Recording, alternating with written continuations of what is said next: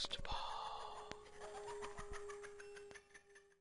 Hello everyone, my name is Ghostpaw and welcome back. I have a new scary story for you today. It's called The Patrol and it's based on a true story. I hope you enjoy. I worked as a security officer for a long time in a hospital in my hometown. It was a fairly simple job and I've seen my fair share of odd things. From people getting things stuck in weird places to really gruesome accidents. My job also entitled me to watch certain patients who weren't mentally stable or had suicidal thoughts. I've experienced a lot in the time I've been here. Honestly, if I wanted to, I could fill volumes on the amount of weird things that have happened here, but that could take forever. And the story I have for you today happened to me when I first started this job. I was working the graveyard shift at the time, which ran from 10 p.m. till 6 a.m. I was outside patrolling and I was on my own. One of the things we did during our patrol was checking off-site property, buildings that were owned by the facility just away from the main portion of the hospital. They weren't too far away, just across the street kind of deal. I remembered it was the tail end of winter and fairly cold out. It was a pretty nice night, honestly. The sky was clear and the moon was big, so there was a lot of light out. It was a quiet night. The emergency department wasn't busy and traffic was nowhere in sight. Like I said,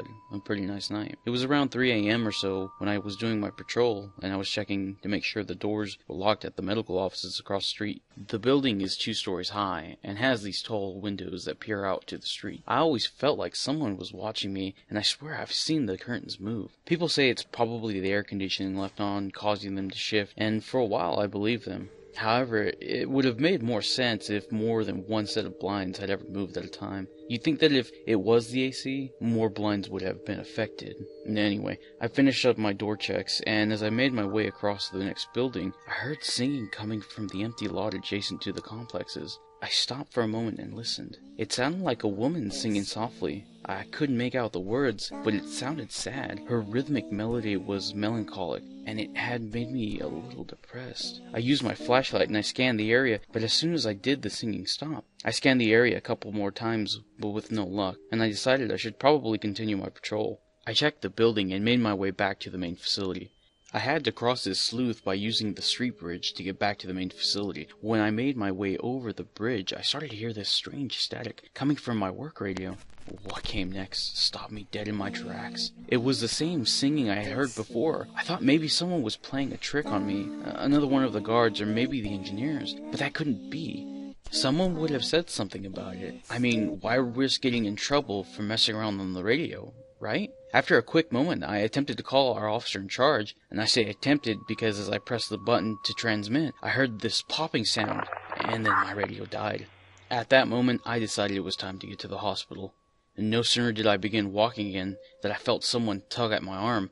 I turned around and there was nothing there. I quickly made my way back to the emergency department. It felt like someone was following me and staring at me. As soon as I got to the front doors, I heard my radio go off. It was one of the other guards calling out for their 15-minute break. I was relieved, and I laughed at myself. I decided I would go around the front and finish my patrol, since this was obviously all in my head, and I still had about a half hour to kill before my next post. I made my way around the facility, past the entrance to the emergency department and the front of the main facility. I was checking the front doors, and again I heard it, the soft crackle of my radio. My heart stopped. I heard the rushing sound of loud footsteps gaining on me, as if someone was running towards me, and then a rush of air past me. The sound of someone hissing in my ear, 2 hands firmly pressed against me. I turned around, half expecting me getting ambushed by someone. I turned around, heart pounding in my chest, my hands up and ready for whatever, but there was no one in sight. The dead silence of the frigid air broken only by the light tapping sounds of someone walking away from me and a woman's crackling laugh disappearing in the distance.